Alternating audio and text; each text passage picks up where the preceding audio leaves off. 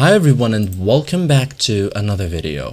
So if Adobe Acrobat says a digital signature is invalid, cannot be validated, or you need to remove a signature from a PDF, don't worry. Signature problems are usually caused by certificate trust issues, document changes after signing, expired certificates, or Acrobat's validation settings. In other cases, you may simply want to remove a signature before sending or editing a PDF.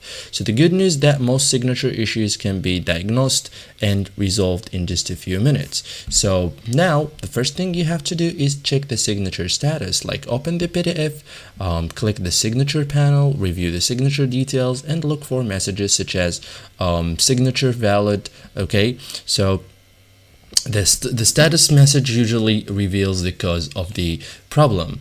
You can also verify the certificate, like if Acrobat reports an unknown or untrusted signer.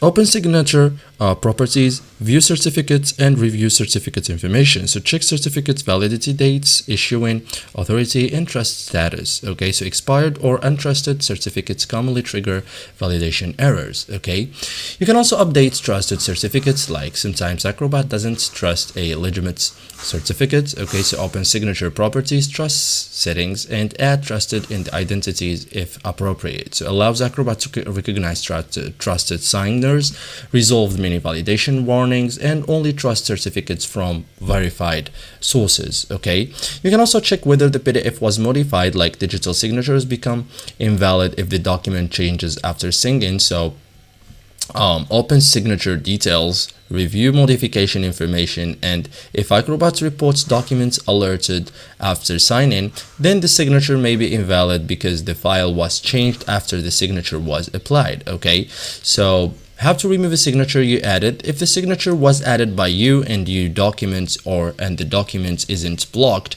open the PDF, select the signature, click or right click the signature, and choose delete or clear signature if available. So it removes the signature, allows re-signing if needed, and available options may vary depending on how the signature was created. So thank you guys for watching this video, and see you in the next tutorial.